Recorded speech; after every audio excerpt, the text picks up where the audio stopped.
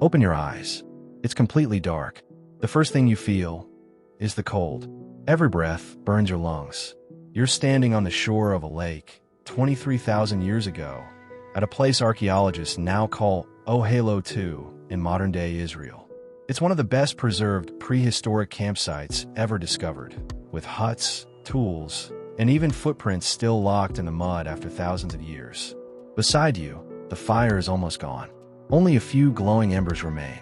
If those embers die, so does your only barrier against the darkness. And somewhere beyond the trees, something is already awake. You grab a handful of dry grass, lean closer, and breathe gently into the ashes. A single spark catches.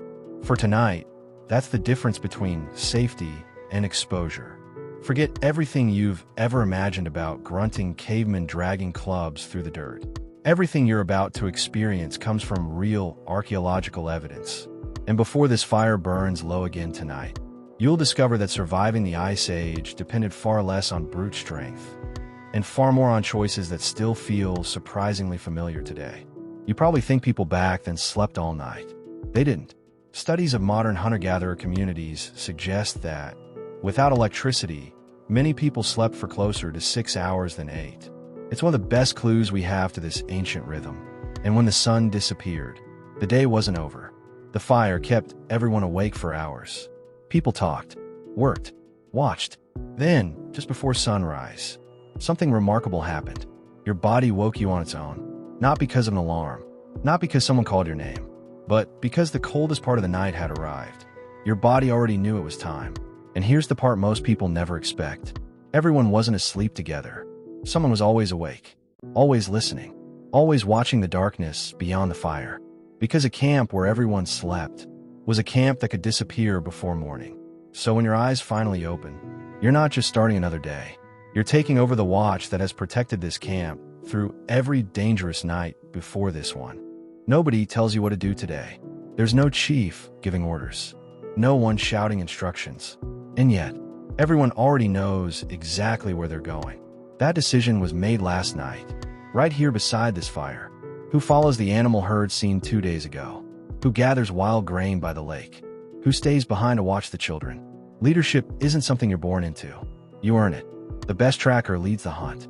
The person who knows which plants are safe leads the gathering. Long arguments have cost. Every hour of daylight matters. Because today's decisions decide whether everyone eats tonight. And here's where one of the oldest myths begins to fall apart.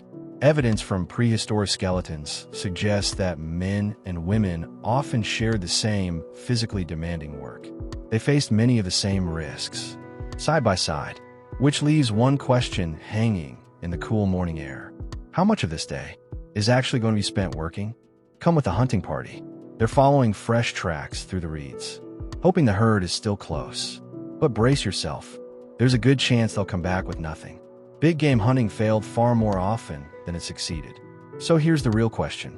If hunting was that unreliable, how did anyone survive? The answer isn't meat.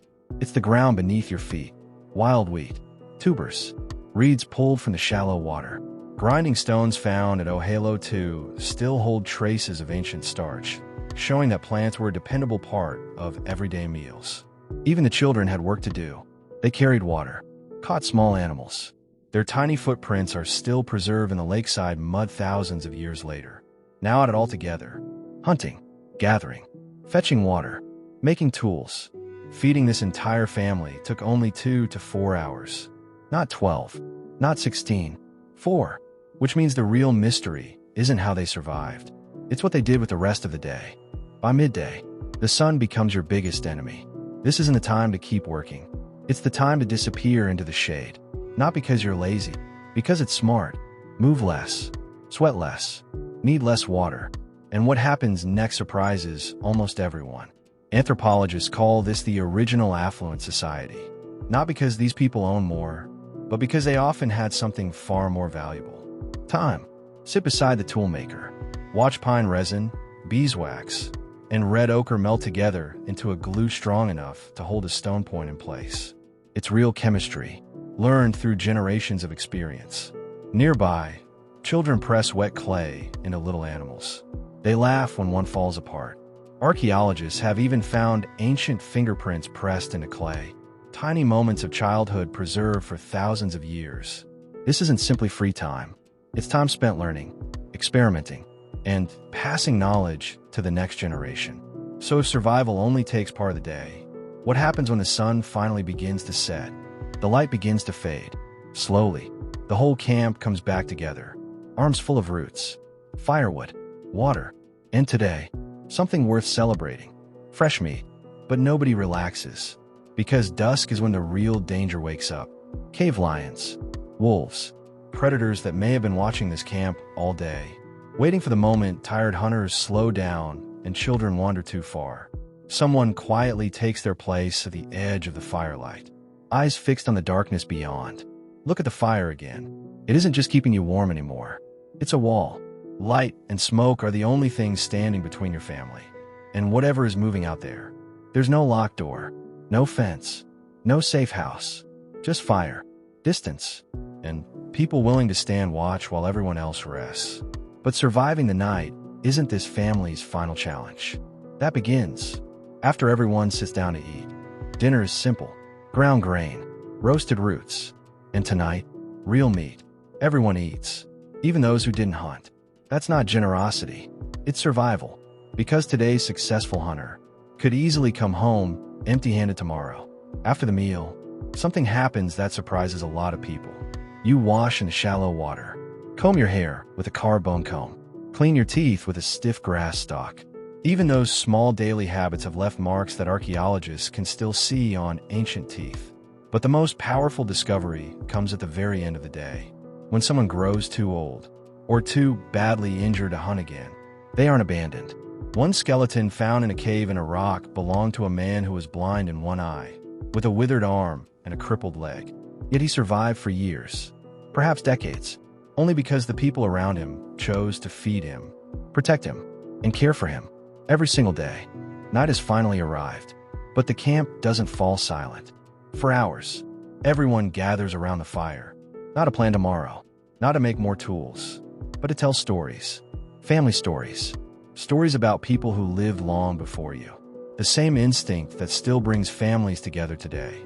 One by one, everyone settles on a grass beds spread over clean ash. The fire burns lower, the voices fade, but someone stays awake, watching the tree lean, listening to every sound beyond the light, quietly protecting tomorrow, while everyone else sleeps. Strip away the stone tools, the animal skins, the smoke, the fire, and what remains looks surprisingly familiar. People who laughed, people who worried, people who loved, people who cared for one another. 23,000 years separate your world from theirs. When the things that mattered most, they were never strangers. They were human, just like you. Thanks for watching. Bye.